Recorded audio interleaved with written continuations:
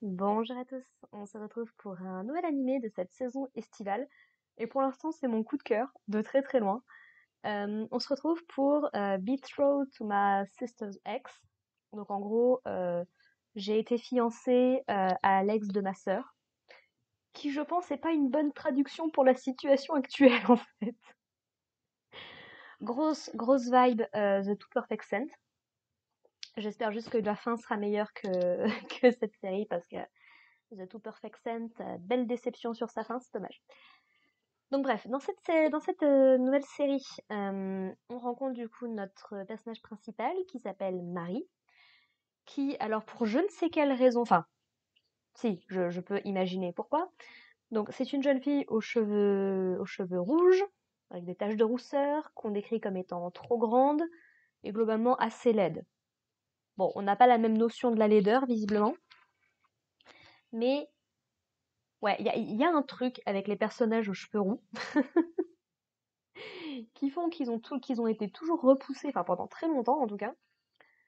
Je crois savoir que le Moyen Âge a quand même eu un lien avec ça, puisque bon, les cheveux roux, même pour nous, bons Européens avec des bonnes racines celtiques, les cheveux roux, ça reste un truc très très très récessif. Faut vraiment que tes deux parents aient le gène en eux et que le gène arrive à s'exprimer une fois dans l'individu qui en ressort, quoi. Par exemple, je sais que moi, j'ai les cheveux plutôt châtains, un peu plus sombres, j'ai pas mal pris de mon père. Alors que mon frère, par exemple, a des cheveux châtains, mais qui tirent beaucoup vers le roux. Surtout au soleil, il y a vraiment des beaux reflets là-dessus. Et ouais, je sais pas pourquoi les personnes aux cheveux roux ont toujours été mises de côté. Why not? Mais du coup, voilà, donc elle est un petit peu maltraitée dans sa famille, qui lui a complètement pété sa confiance en elle, hein, clairement. Ses parents sont horribles, cruels, méritent tout le malheur qui va leur arriver potentiellement dans cette série, j'espère en tout cas. Ah oui, non, parce que... Alors apparemment, la famille est pauvre. J'avoue que ça s'est pas vraiment vu dans l'épisode. Et en fait, ils ont considéré leur fille comme une domestique, en fait. Ils l'ont carrément foutue dans une petite maison à part. Elle doit se laver avec juste un pauvre seau d'eau. C'est elle qui s'occupe de toutes les tâches ménagères, de préparer les repas, de ce qu'on a l'air de voir dans l'épisode. Il faut qu'elle ramasse les restes que laisse sa famille pour pouvoir manger à peu près dignement. Et c'est pas une vie, en fait, quoi. Surtout pas quand t'as un enfant. Alors, c'est une fille, c'est une petite sœur, Marie, puisqu'elle a donc une sœur aînée qui s'appelle Anastasia, si je ne me trompe pas. Tout le reste de sa famille est blond. Donc, de deux choses l'une. Si c'est bien leur fille biologique à tous les deux, bah, il y a un gène récessif qui a trouvé le moyen de s'exprimer, visiblement. Soit, il y a potentiellement sa mère qui a eu un, qui a eu un amant quelque part, ou alors ils l'ont récupérée pour la faire passer pour leur fille. Je sais pas, mais ça ne justifie absolument pas la façon dont ils la traitent. Et donc, elle a une sœur aînée, Anastasia, qui au début, je m'étais dit, bon, elle va être aussi pourrie que ses parents, ça va être très compliqué, mais pas du tout. C'est un petit ange, Anastasia. Elle est toute choupie, elle est adorable, elle essaie de prendre soin de sa sœur autant qu'elle le peut. Elle lui a cousu, par exemple, alors ce qu'ils décrivent comme des tenues d'hommes, mais pour les femmes. Voilà, un genre d'uniforme ou truc comme ça. Qui a priori irait bien à Marie parce qu'elle est assez grande, elle est plus grande que sa sœur. Ce qui fait qu'elle apparaît pas nécessairement comme la petite sœur, et je crois qu'elle a au moins un petit frère aussi. Et en fait, toute l'histoire va commencer le jour de son anniversaire, où en gros, plutôt que de célébrer leur deuxième fille, quand même, ses parents vont décider de mettre à l'honneur Anastasia dans l'espoir qu'elle puisse attirer le regard d'un homme et se marier, en fait, quoi, globalement. Et du coup, comprenant tout ça, Marie se sauve, va dans le jardin et va faire la rencontre d'un jeune homme qui s'appelle Cyrus, et qui vient visiblement d'un autre pays.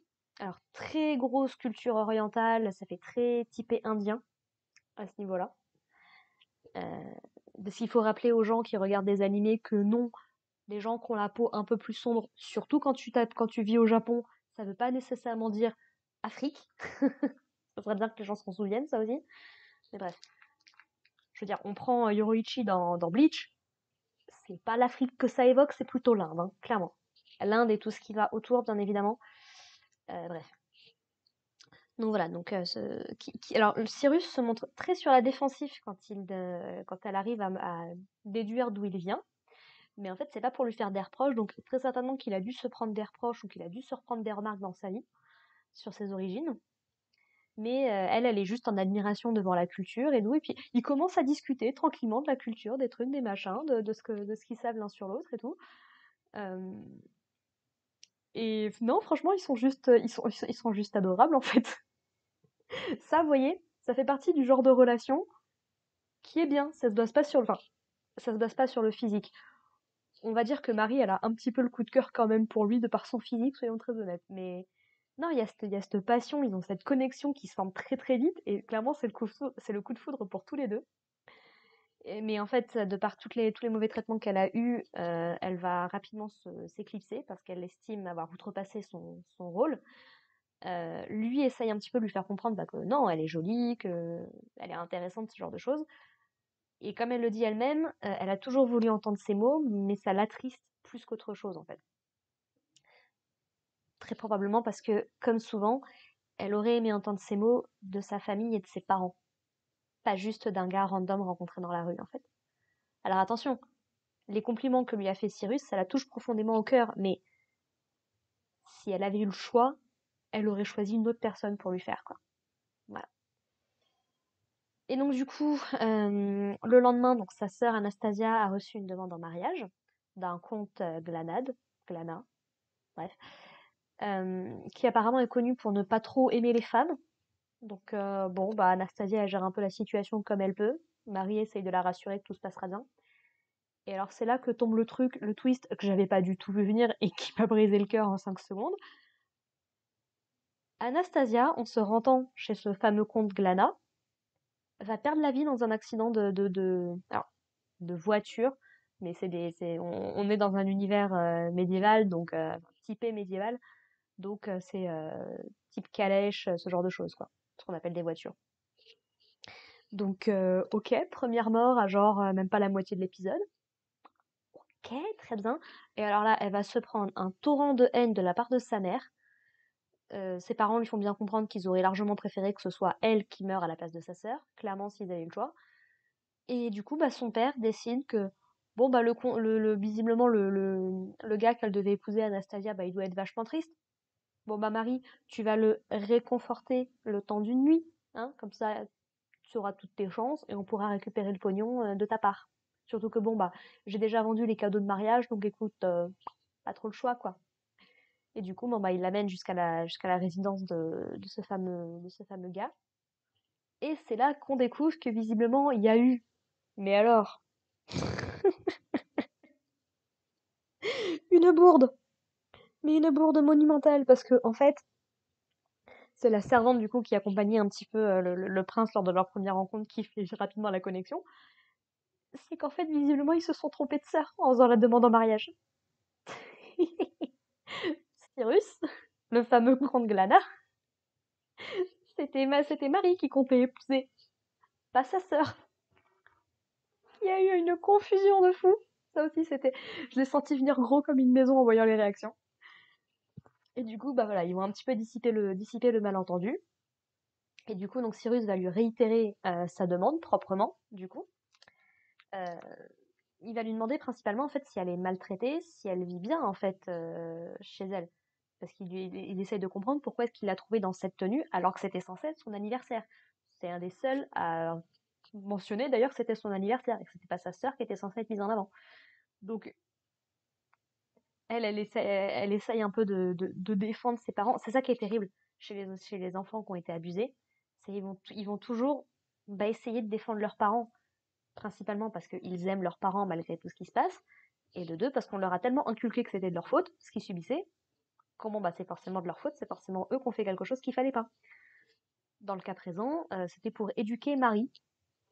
Voilà. C'est bien évidemment que l'éducation passe par la violence, c'est bien connu. Je déteste ce genre de mentalité. Et pourtant, j'ai été élevée dans un environnement que j'estime assez strict. Mais J'ai jamais été maltraitée dans mon enfance. C'est arrivé une ou deux fois. Je me suis pris une claque une ou deux fois. Mais la situation était particulière. Mais enfin, la violence dans l'éducation, je ne cautionne absolument pas et je ne cautionnerai jamais. Je ne pourrai jamais considérer cette façon de voir les choses comme étant légitime et à promouvoir. Clairement, jamais de la vie. Bref. Donc du coup, voilà, elle essaye de défendre comme elle peut. Et en fait, ce qui marque principalement Cyrus, c'est le fait qu'elle n'arrive pas à se dire qu'elle est jolie, qu'elle est belle, en fait. Et du coup, donc, il décide littéralement de la kidnapper pour lui faire un petit peu de soins esthétiques. Grosso modo, elle va prendre un petit bain, on va s'occuper un petit peu de son bien-être physique, on va lui mettre une jolie robe. Et quand elle croise son reflet dans le miroir, elle se dit «Ah tiens, quelle jolie femme! C'est qui?» Elle arrive même pas concrètement comment? À admettre que ça puisse être elle, en fait. C'est tellement dissocié que ça passe pas, quoi. Et du coup, bah, clairement, Cyrus, il est sous le charme, bien évidemment. Et il appelle du coup sa mère. Alors, il l'appelle Liu Liu. Donc, je sais pas si c'est son prénom, ce qui m'étonnerait un petit peu. J'ai pas l'impression qu'il soit que cette culture-là, euh, comment dire, j'appellerai pas mon père par son prénom, par exemple. Vous voyez? Donc, je me demande si c'est pas juste un surnom. Peut-être qu'on en saura plus dans la suite des épisodes, hein, je ne sais pas. Mais voilà, donc en fait, elle approuve plus ou moins les fiançailles de Marie avec Cyrus. Ce qu'elle estime, c'est juste que bon, bah, comme ça va être une future duchesse, il faut qu'elle prenne un petit peu confiance en elle. Et pour l'instant, c'est pas trop le cas, bien évidemment. Et en fait, du coup, c'est là que c'est là que Marie se rend compte de ce qui est en train de se passer. On est en train de la fiancer à un mec sans qu'elle ait jamais donné son avis ni quoi que ce soit. Et en fait, bah, là, l'épisode se termine où elle dit qu'elle ne peut pas, en fait.